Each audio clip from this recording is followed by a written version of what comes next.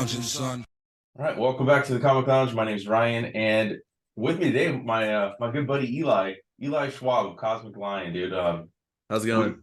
We're gonna talk some Ninja Turtles Vol.4, which I feel is criminally under talked about. It's not talked about nearly enough. It's kind of cool to do this with you because I always tell people how we met was at the comic shop that I work at, and how I was doing pulls. And you sub to Turtles, and it says Eastman covers, and I was like, "Oh, I got to talk to this dude." You know, so I'm really stoked to have you do this with me, dude. Yeah, me too.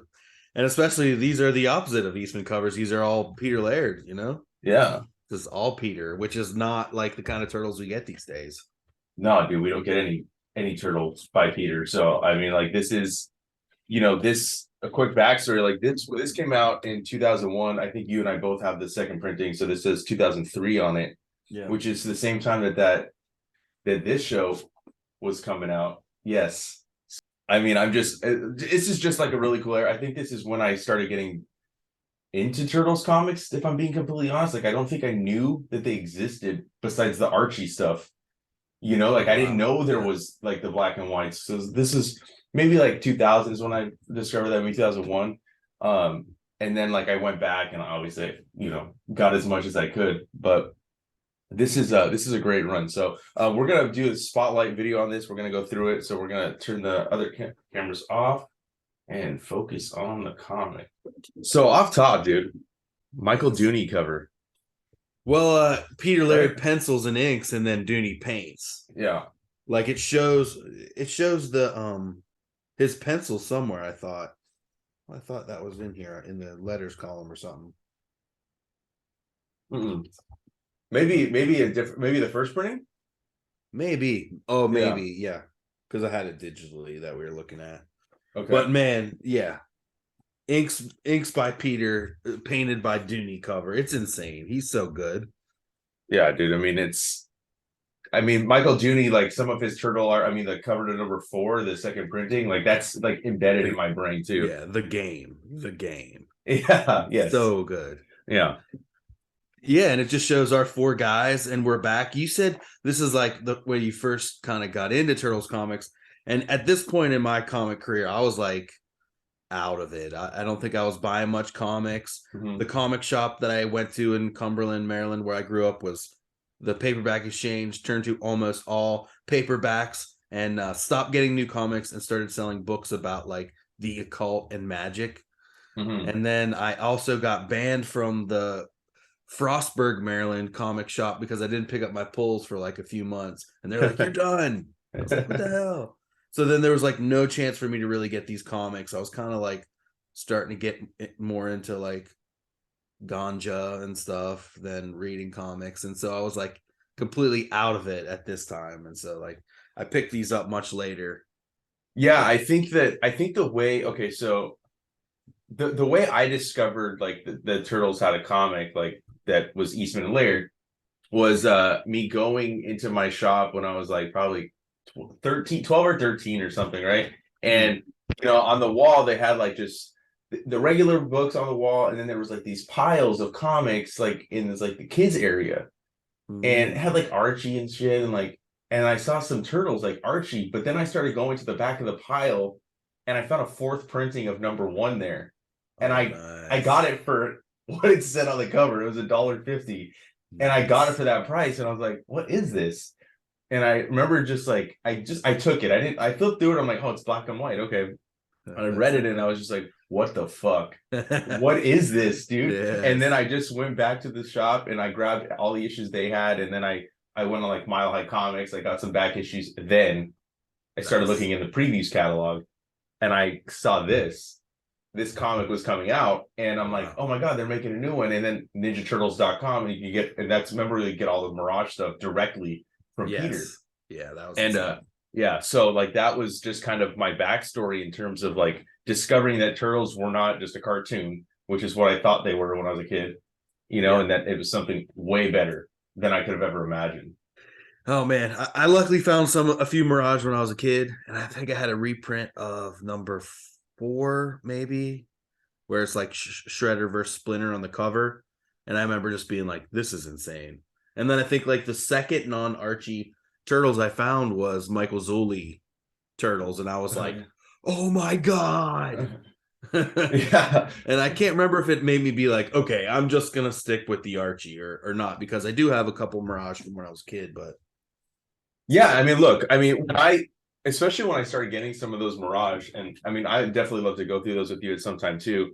absolutely. Is that I wasn't ready for some of those like drastic art style differences. You know, when I first, I'm like, what is this? This is fucking like even like, and I hate saying this, but like the Rick Beach was kind of like weird, and then like the other shit as you go through it, it's just like it becomes something so much different than what Eastman and Laird start off with.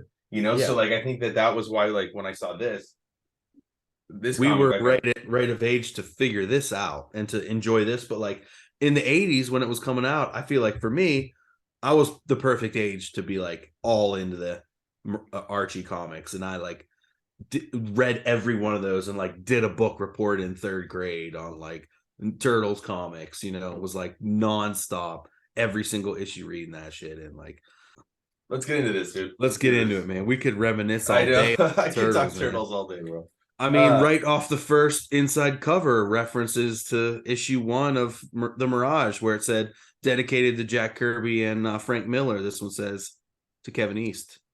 I know, and that's why, like, you know, like people say like that they were beefing at one point, and it's like there's none of that. Like if you read this and you read the back matter at the end, like the letter that like Peter writes, there's no animosity.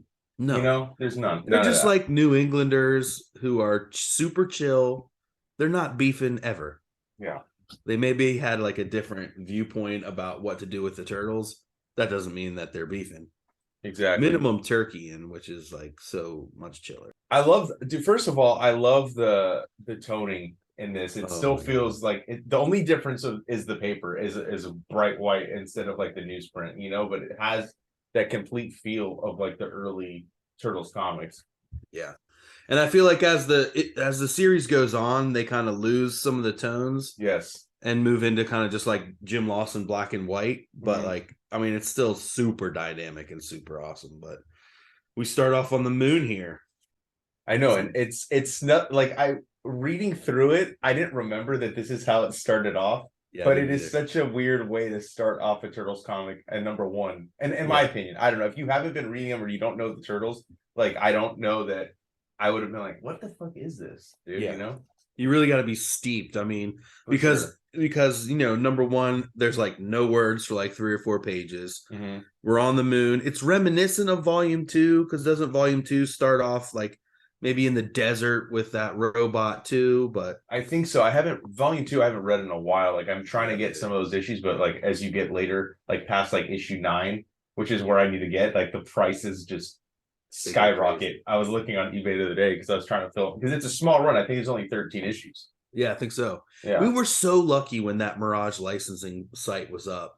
I know. Just to get in there and just like buy a ton of, like, I kind of went ham on there for a little while. Maybe that's where I first started getting a lot of these, where I would just go crazy. Yeah. But still on Eastman's website, you can get like the Mirage pack or whatever. There's some stuff you can get.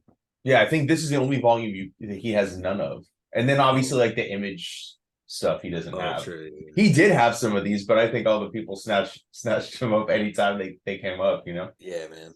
When I was on Mirage licensing, I would just kind of like, because they were all like cover price, and I would just continue to like get them. Yeah, I remember making my mom order. I'm like, I got a new order. I need your credit card. Yeah. I made a PayPal shopping cart, and it's got like 50 comics in it. Yeah. All right, so it's about like the 3rd page, I guess, when we first get our thing, and we see this like robot talking about, I guess, the lunar lander. You know, so we're like, okay, now we're placed in a certain place, the Sea of Tranquility. And I can't remember, but I feel like, I mean, I guess it's not really, we're not spoiling anything, but is that Fugitoid? It is, right? It's Honeycut. No, it's a Krang. It's a Krang. It is a Krang? Okay. Yeah. Or sorry, an Utrom. An Utrom, yeah. A Krang. I know. I called him that for. Don't tell anyone I said that. I will. I'll cut it out. I used to call him that too, though. I used to call them that because, like, I didn't know. They changed it for everything basically, except for the comics, So like he's walking around here. They are like walking around here, checking out the lunar lander, talking about we are a bold species. I know, I like that. I like how he's like examining something, the fact that it's stood this long on the moon and hasn't like kind of been destroyed, just Yeah, exactly. Not withered away or. And then I just again, love like I love the sorry, textures too. I just love the it's textures beautiful. that the toning fucking like really like it just I don't know, it adds something different that like I don't really see. You don't see in other black and white comics that don't do like toning on, No, you you know? really don't. And it adds like a certain level. And also it gives us that Turtles feel to me. But you can tell, I guess, is it Lawson or no, it's Peter Laird doing all the toning. So yeah. Mm-hmm. I mean, he's learned a lot since the first time they did it. For And I was sure. reading like the volume 6 of the Ultimate Edition where it's like a bunch of short stories. And they showed Steve Bissette and they were just like, when this story happened, Steve Bissette really schooled us on our tones, and like we were forever better after working with Steve that time. So you can tell it they definitely like jumped up. So this Ultimate Collection 6, because I'm about to go buy it tomorrow, because I saw we have one at the shop, and what some of those stories like those are not like with what are those from? Those are from random one-offs, right? Super random stuff like maybe some of the gaming things. I Okay. bought one of the games. Oh shoot. One of the game books recently because one of the pages of original art I have is from like one of these short stories. Oh, cool. And so I bought that recently.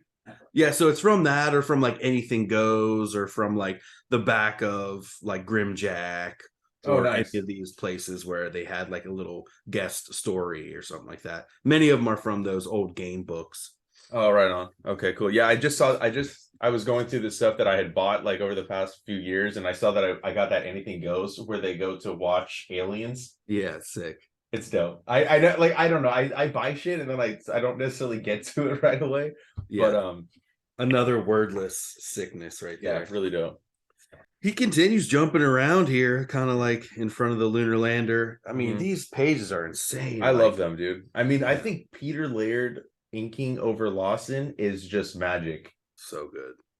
And I mean, it's just all scenery too. Mm-hmm. And it's the moon, and it's just like something I feel like Peter Solo would do because he's like super science fiction fan. And this Yeah. is kind of like this whole series is a little bit about bringing like our science fiction into like fiction and the daily life of the turtles. Kind of Yeah, and that's what I really dug about this too, because and you see it more as you go on that you find out like the turtles have aged. They're not teenagers anymore, so yeah, I like a like lot of the stuff little has happened. twist. Yeah. Yeah, it's like yeah, we'll get there. And so then we see this like Utrom robot body dude being like, "Did you find the artifact, sir?" Boom, there we go. So there's our reveal. I guess you know what, man? They don't show this person. Yeah, that's what I'm saying. So I can't remember, like it's because it's been a while since I read these, but I can't remember if it's Honeycut because it Yeah, you're looks right. kind of like a giant bulked up Fugitoid. Yeah, you're right. Yeah, I can't remember either. But I mean, we'll get there eventually. But I think this might have even been my first like seeing an Utrom. I think I saw this before I was reading. I got all the issues because I couldn't. I don't know that all. I may, maybe I did get those issues. I can't remember the time frame that it happened, but I remember seeing them. I'm like, oh, Crane. Like that was. I was like, what Yeah. is this, dude? But these are like the robot bodies right out of that issue 4, the cover from the game, and like Uh-huh. the early Mirage stuff. So like, Yeah. and they have some sweet NECA figures of them now. I'm like, I need to get these. I know. I kind of want to. Dude, those NECA figures are fucking next level, dude. I want all of them. But I think it's interesting. Something to point out too is like you don't really you see it, but like most people see that Utrom and they think evil or bad. And it's Right. actually the exact opposite. Like they're Right. not an evil race. Yeah. I guess And more this, so in the new iteration of Turtles comics, they kind of there yeah. are some, but Well, and in volume 4 here, we really get to see good Utroms like Professor Obligado, who comes out later, who oh yeah. like smokes a pipe and goes on these like kind of super trips. I love that character. I got talked to him about Jim Lawson before. Talked to Jim Lawson about him before. then yeah, we get this amazing spread of this alien base that's going to become super important in the story moving forward. Very interesting. And everything's kind of getting set up here. You're like, what's going on? I know they're just chilling on Moon the moon. base? Nobody's detected them either. Like they've been there for a while, obviously. You Building know? this whole thing, yeah. Yeah, Man, again, the shading is insane. it is, dude. I'm telling you, it's. I think I think Turtles is what made me love black and white comics. Oh, You know, absolutely. because like Absolutely. before that, I was like, oh, black and white. Where's the color? Like when I was a kid, you know, like what's going on here? And but then I saw Turtles black and white, and I was like, oh, this is because this isn't like it's not just black and white. There's so many different gradients of like the grays and stuff like that too. You know. Yeah. It's sick. And you know, these characters are being nothing but cagey. They're just kind of saying stuff. There's not a lot of explanation. They're like, how are our guests? They're like, they're doing fine. You know, it's like we have no idea what's going on here, basically. And we don't know who the guests are either. No. But this is why I also thought it was Honeycut. And dude, this is by the way, this 10 page we're 10 pages in and we don't even see a turtle yet. I mean, we do, but like Well, yeah, there's on 10 this pages. spread, Yeah. I love see like the I've only known a few of them and they weren't even human. That's right. what kind of made me think Yeah, maybe it Honeycut. is. Yeah, I cannot remember. That's the joy of going back to Yeah, these no, things, for you sure, know. dude, because it was almost like a brand new experience. I did not remember that this is how it started off. I mean, Yeah. it's been years since I read it, so it is Yeah. really cool to be able to kind of get like fresh eyes on it again, you know? Exactly. And both of us who are constantly going over different comics, you know, and talking about them, it's great to be here with like the TMNT and with you, Ryan. Yes, same here, dude. And so here we go. We're back in issue 1 of the Mirage series. So you got a remake of that page. Oh, dude, look at I love this, dude. Yeah, dude. Showing like true growth, like an immense amount of growth as artists. I mean, I guess it's Lawson instead of Eastman, but still, it's like, But even Lawson, dude, like if you go back, like the original Tales of TMNT, you yeah, go back to his like when he was drawing turtles in the first volume, he and was then there pretty fast. yeah, I mean, and he's done. I think he's probably the most prolific turtles artist. I He's want to got to say be. for like pages. You know, I'm Yeah, not talking about like actually how many years, but he's probably drawn more turtles pages than Eastman and Laird, hands down. You know what I I mean? would Or more agree. than anybody. Well, because he did what 40 issues of this, plus Tales, plus you know, Volume and he does two. all these like bootleg problems. Yeah, volume 2, Huh? which is like what 15 or something. There's 13 of that, and then he 13. did Tales, which is I think he did every issue of that. That first run was 7 or 8 issues, I Yeah, think. and he did a few in volume 2 of Tales, which is another amazing series with a lot of cool artists and Oh yeah, you know, features team ups with the Cowboys of Moo Mesa, yeah. There's so among much other good stuff things. of that. Yeah, Yeah, dude. but So this this, is great, man. And they're instead of the was it Purple Dragons from the first issue, this one is the Mad Hatton Militia. yeah, I love that they make The, fun of the yeah, spelling that they it's call. amazing. Yeah, but this panel, dude, like, there's just it's a powerful image, dude. I fucking love this particular one. I forgot this one in my head, you know, when I was looking, but then you go here, Oh my god, yeah. full blown homage to issue 1 right there with the So opening. sick. God damn. Yeah, It's so good too. Like and I think Lawson, one of the big like calling cards of his turtles is like this mouth, this circular mouth, this round mouth, this mouth that kind of like starts from the corner and has a circle, you know. It's like, yeah, I don't know. He's so good. yeah. No, I mean, it's Eastman, Laird, Lawson. That's like that's my Basically. turtles, you know, artists. Like those are the 3 names that come to mind. Like obviously, I love Michael Dooney. I love, you know, all the creators that have been a part of it. But this is it for me, dude. I love the way, and he even like the way he has them gritting their teeth, which he doesn't really. I don't feel like he does that much, but he does it in this one, in this particular spread. I love his rendition of the turtles. You know, like his because like Eastman and Laird in the beginning, they always had like their mouths closed almost, and just like kind of like the old turtles toys, like where you just see Yeah, with the the teeth on the side. Yeah, yeah, I love drawing them like that. Yeah, I drew this recently. You can't probably see, but you know, when you get their teeth like that, that's like the super old school. Oh yeah, dude. Hell yeah. I love those wrestling turtles, dude. Yeah, those are Kinda awesome. got weird noses there, but yeah, I love that shit. That's the old school style.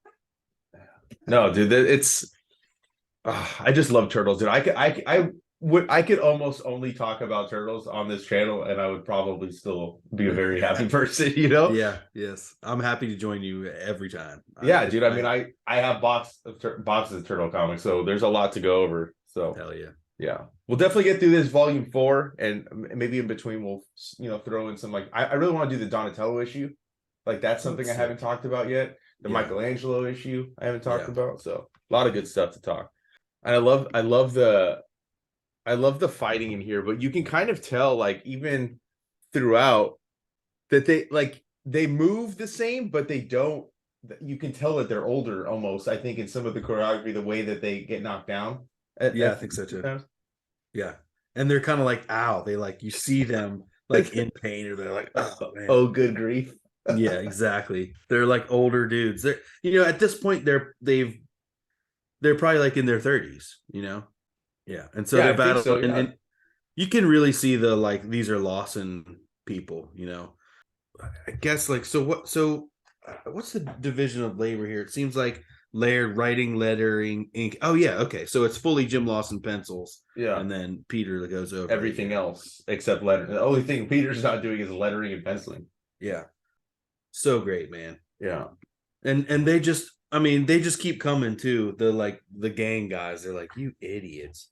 They just keep destroying him, and he's like, you idiots ever learn? And this is where they're kind of like riffing and making, I don't know, it's kind of like spoofing that first issue, using it as a jumping off point, and of course showing you that they're not like as young as they used to be. I mean, yeah, he's like, this is really getting old.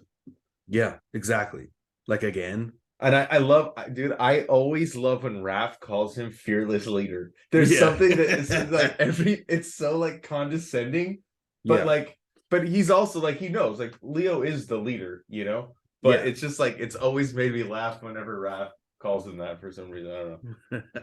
They're just like, let's take it to the roofs, man. These chumps like won't even follow us. They're like not doing anything. They take him up. It's funny. He crashes through that door. He's just like, anyone home? Guess not. And then they're just like, boom. And they're just they're all just chilling. They're all burnt out and shit. Yeah, they're like, holy shit. Mikey's like, is it just me, or was this a lot easier 15 years ago? Yeah. It's not just you, Mikey, and it seems like the nuts just keep getting nuttier. Oh yeah, and here's what they say: like the purple dragons were bad, and now it's the Manhattan militia, and they can't even spell. Yeah, it's insane. Okay, so they go out on the roof, like in this on the top of 19, this like little panel. Yeah, it's insane. The shading on the turtle face. That's only something. Is it only Lawson that did that with the eyes too? Where he would do the pinpoint to where like you could see the pupil. Like I don't remember any other artists ever doing that with the masks on. Man, I don't really think so. I know Lawson did a lot of things where he was like the only one, I feel like. Yeah. Which made him, and why he's the most prolific artist, why he was like fully accepted to take over from Eastman and Laird, City at War stuff. City at War. So good. And now they got snowmobiles on the top of the roof. It is insane. How the fuck did they get those snowmobiles up there? But who cares? It's comics, It's comics. You don't have to question that. That's what I love. And it's funny that they asked too. The turtles are like, snowmobiles on the roof? Wow. Yeah. Amazing. They just keep battling it out, fucking flipping over. I love the holy hippo spit line. I feel like that's one of those things from like a movie on cable where they have to like replace them saying like holy shit. It's great, man. They're battling with like a TV antenna. It's flipping them up. Oh my god. Yeah, it's all action here at this point. That's another thing that can't be like ignored is like, it's like Corey, the way he lays out the action. I love the way Jim Lawson lays out action, dude. He's really fucking next level on it. Like I picked up some of his creator owned stuff recently, the Box City Wallops, which I really fucking dug. Yeah. I mean, that really flipped. And I mean, another thing he does insanely is draw like bikes and these snowmobiles and any type Yeah, of machinery or car, or that's true. Yeah, it like kills that That stuff. Goozy Lemons book, Uzi Le Mans, Le yeah, Mans. Yeah, that one too. so Like, good. yeah, And that debuted in what, Plastron Cafe, that yeah. Turtles. I just picked that up too. I haven't read it yet, but I was Oh, flipping that's through it last cool, night. The Flashron Cafe. I want to go through that one for sure. dude. Hell yeah, there's so much good stuff that they did. And then there's all those like side Mirage books that they put out for a minute when they let the all the creators make their own books, like Stupid Heroes by Peter Laird, or man, there's another one, the Eagles of Outer Space or something that Lawson did. Yeah, I haven't heard of that Yeah, one.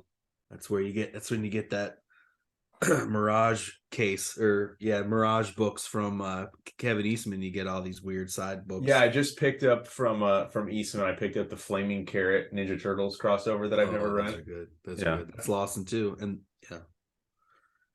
All right, so then they just continue walloping on these dudes, and they just escape. Donnie steals a snowmobile though, and this sets a thing in place with Mikey right here, like falling out.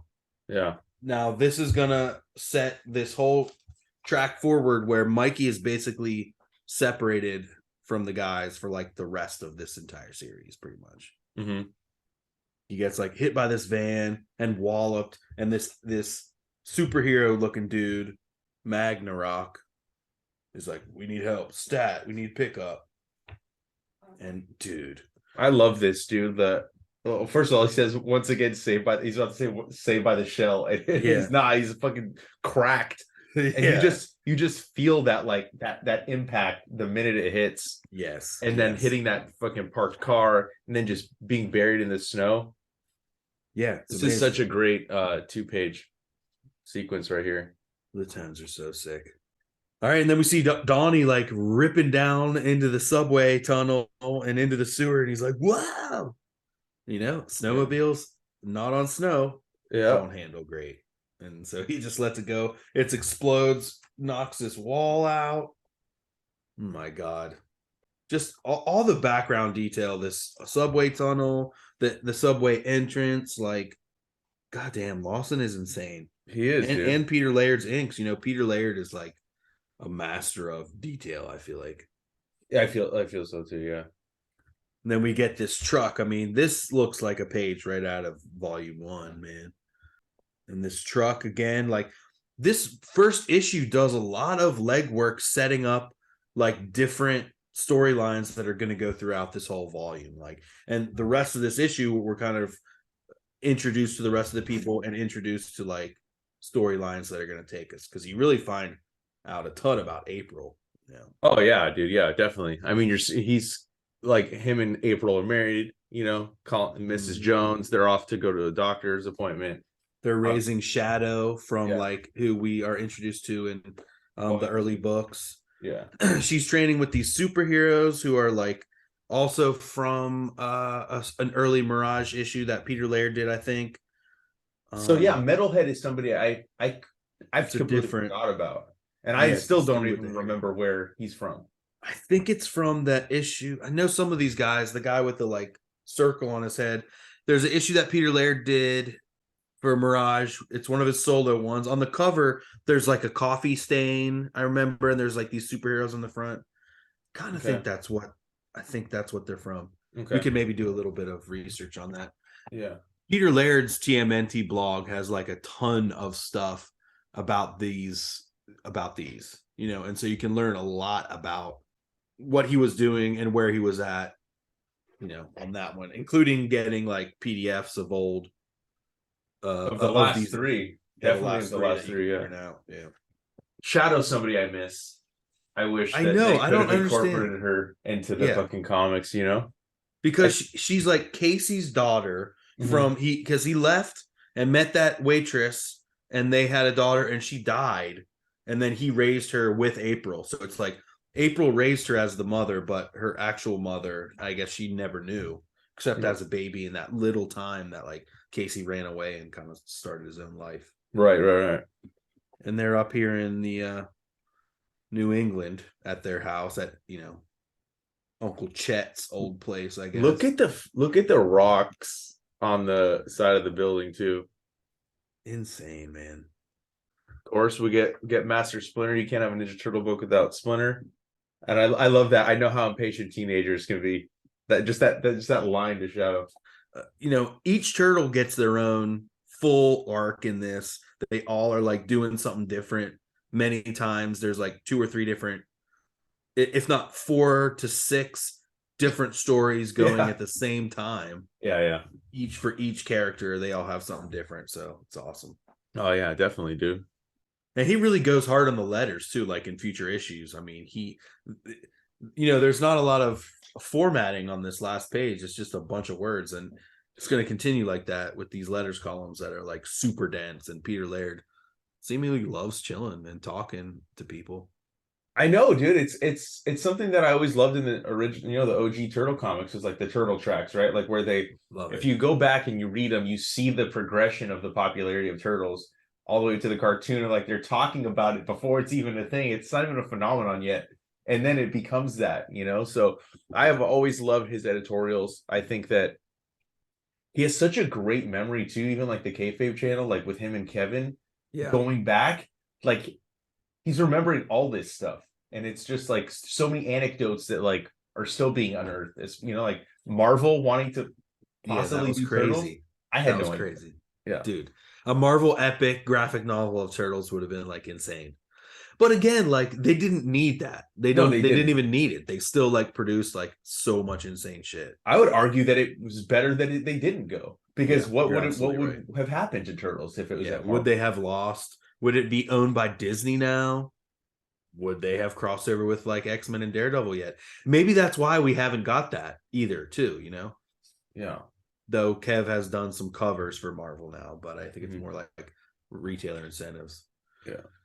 Anyway, it's cool talking. It's cool for him to say that he like wasn't sure what to do with the Turtles. He met these girls, Rhea, Sarah, and Bridget, who like asked him these great questions, got his like mind thinking about what the Turtles might do. And he's like, dude, oh, it's cool. They bring in Eric Talbot. Yeah, man. Yeah. He is in my top Turtles artist too. He is absolutely amazing. Yeah, he's phenomenal, dude. Yeah, I love this. I mean, he even talks about here too, like, I mean, this is in 2000, when he became the sole owner of the Ninja Turtles. And, like Kevin wasn't a part of it anymore. And which is kind of funny because the flip has now happened. Yeah. And not that Kevin owns them, but he's the one that's like entrenched in Turtles and stuff. Right. And Peter seems to want nothing to do with it, really. I mean, not like he's like saying, I don't want to talk about it, but he still retains the rights to continue Volume 4. So technically we could have another Volume 4 issue. Yeah. So maybe if we start doing these and he sees it, maybe it'll get his juices pumping Peter, again. We want to do it. Yeah, come on, Peter. We want to see you continue this, dude. You gotta get Jim back, throw in some Kevin Eastman inks, some collabs on the covers, dude. I want to see that stuff. But yeah, like, I mean, look, this is also where I discovered, the Blast from the Past, where he goes through his old files, and then this is how I saw the Ninja Turtles site.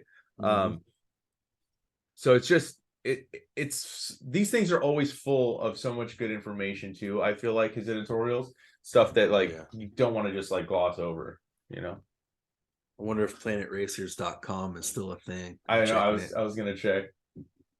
It seems like it's loading. It is a thing, but it's not his stuff anymore. It's someone else. Oh, okay. Oh, it's like actual like motorcycle stuff. Oh, so he lost the domain and somebody snatched it up. All right. Yeah. It's like racing video games.